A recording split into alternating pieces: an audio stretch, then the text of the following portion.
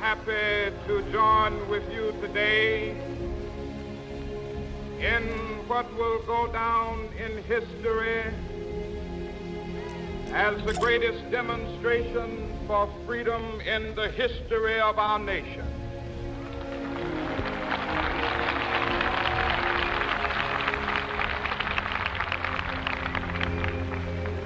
Fourscore years ago,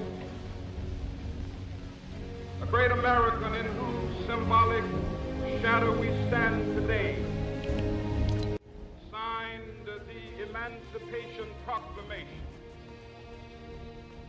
This momentous decree came as a great beacon light of hope to millions of Negro slaves who had been seared in the flames of withering injustice. It came as a joyous daybreak to end the long night of their captivity. But 100 years later, the Negro still is not free. 100 years later, the life of the Negro is still sadly crippled by the manacles of segregation and the chains of discrimination. 100 years later, Negro lives on a lonely island of poverty in the midst of a vast ocean of material prosperity. 100 years later, the Negro is still languished in the corners of American society, finds himself in exile in his own land.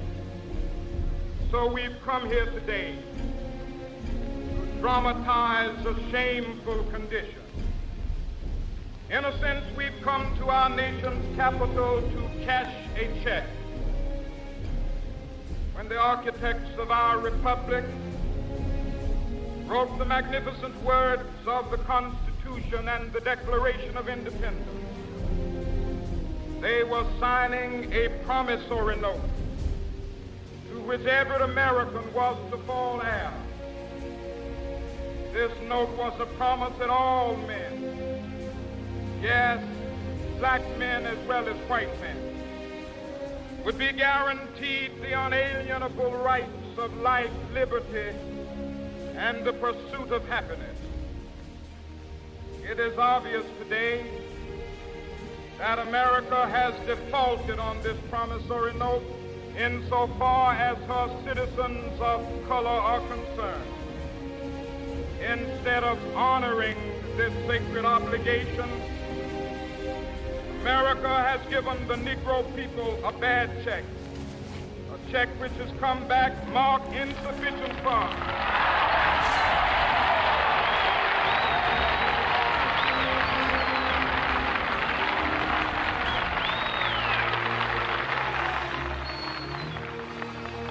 But we refuse to believe that the Bank of Justice is bankrupt.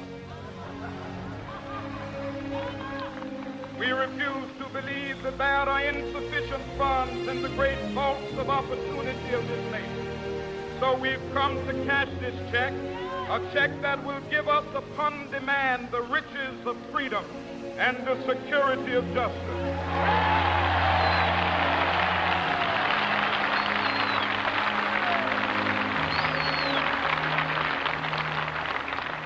We have also come to this hallowed spot to remind America of the fierce urgency of now.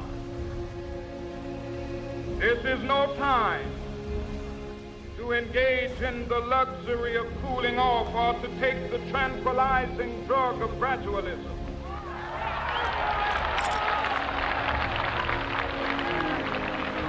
Now is the time to make real the promises of democracy. Now is the time to rise from the dark and desolate valley of segregation to the sunlit path of racial justice. Now is the time to lift our nation from the quicksands of racial injustice. dust us to the solid rock of brotherhood. Now is the time. Make justice a reality for all of God's children. It would be fatal for the nation to overlook the urgency of the moment.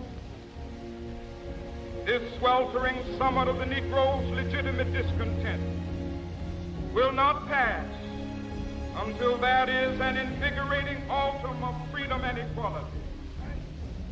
1963 is not an end, but a beginning. Those who hope that the Negro needed to blow off steam and will now be content will have a rude awakening if the nation returns to business as usual.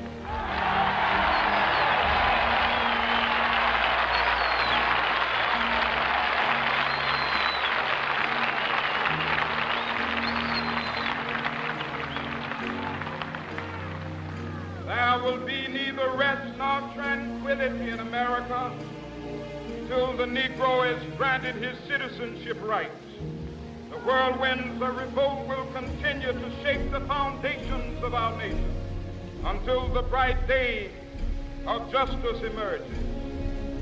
That is something that I must say to my people who stand on the warm threshold which leads into the palace of justice. In the process of gaining our rightful place, we must not be guilty of wrongful deeds. Let us not seek to satisfy our thirst for freedom by drinking from the cup of bitterness and hatred.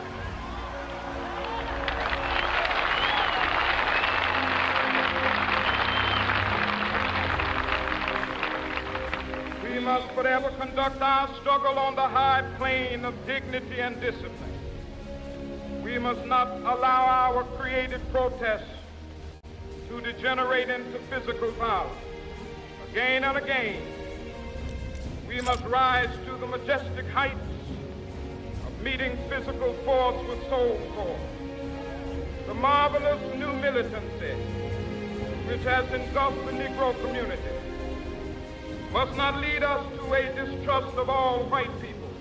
For many of our white brothers, as evidenced by their presence here today, have come to realize that their destiny is tied up with our destiny.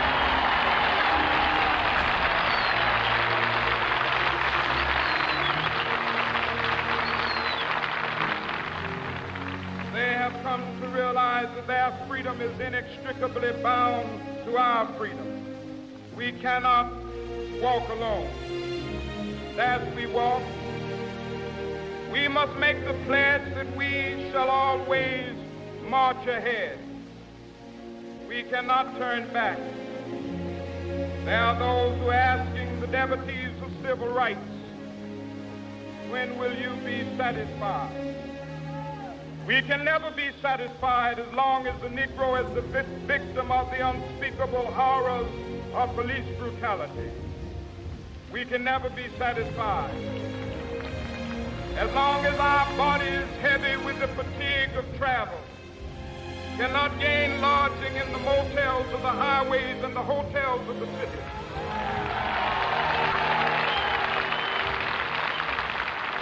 We cannot be satisfied as long as the Negro's basic mobility is from a smaller ghetto to a larger one. We can never be satisfied as long as our children are stripped of their selfhood and robbed of their dignity by signs stating for whites only.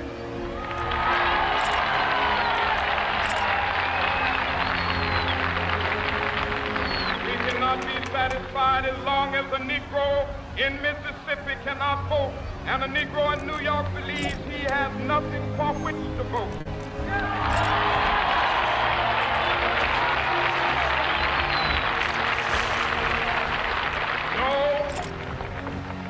No, we are not satisfied, and we will not be satisfied until justice rolls down like waters and righteousness like a mighty stream.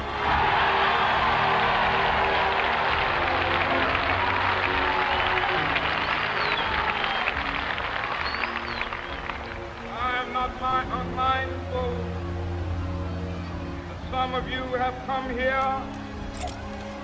out of great trials and tribulations. Some of you have come fresh from narrow jail cells. Some of you have come from areas where your quest for freedom left you battered by the storms of persecution, staggered by the winds of police brutality. You have been the veterans of creative suffering. Continue to work with the faith that unearned suffering is redemptive. Go back to Mississippi. Go back to Alabama. Go back to South Carolina. Go back to Georgia. Go back to Louisiana. Go back to the slums and ghettos of our northern cities, knowing that somehow this situation can and will be changed. Let us not wallow in the valley of despair. I say to you today, my friend,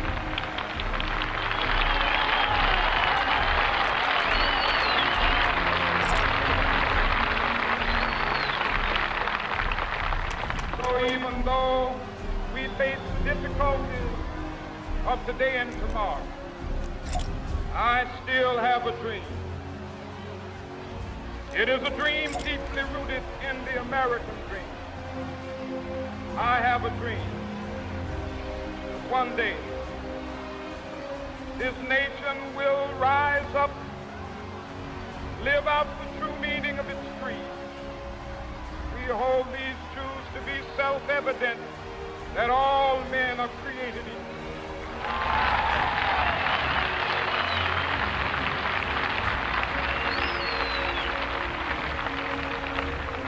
I have a dream that one day on the red hills of Georgia, sons of former slaves and the sons of former slave owners will be able to sit down together at the table of brotherhood. I have a dream. One day, even the state of Mississippi, a state sweltering with the heat of injustice, sweltering with the heat of oppression, be transformed into an oasis of freedom and justice. I have a dream. My poor little children one day live in a nation where they will not be judged by the color of their skin, but by the content of their character. I have a dream today.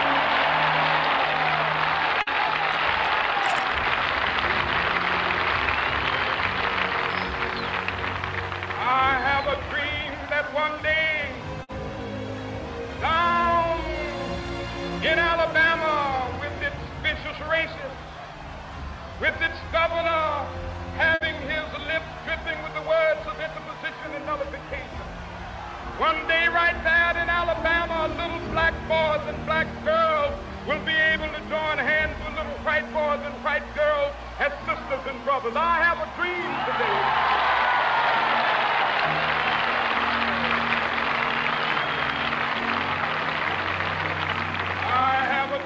That one day every valley shall be exalted, every hill and mountain shall be made low, the rough places will be made plain, and the crooked places will be made straight, and the glory of the Lord shall be revealed, and all flesh shall see it together.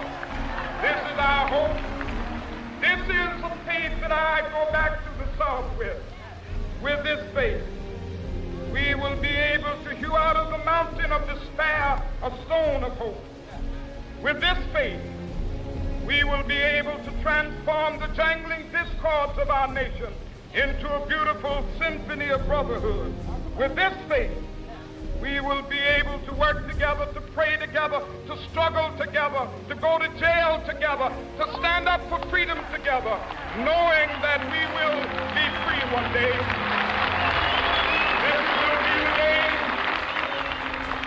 This will be the day with all of God's children be able to sing with new meaning, my country tears of thee. Sweet land of liberty of thee I sing. Land where my fathers died, land of the pilgrim's pride. From every mountainside, let freedom ring. And if America is to be a great nation, this must become true. So let freedom ring from the prodigious hilltops of New Hampshire. Let freedom ring from the mighty mountains of New York. Let freedom ring from the hiking Alleghenies of Pennsylvania. Let freedom ring from the snow-capped Rockies of Colorado. Let freedom ring from the curvaceous slopes of California. But not only that, let freedom ring from Stone Mountain of Georgia. Let freedom ring from Lookout Mountain of Tennessee. Let freedom ring from every hill and molehill of Mississippi, from every mountainside. Let freedom ring, and when it happens, when we allow freedom ring, when we let it ring from every village and every hamlet, from every state and every city, we will be able to speed up that day when all of God's children, black men and white men, Jews and Gentiles, Protestants and Catholics, will be able to join hands and sing in the words of the old Negro spiritual, free at last, thank God Almighty, we have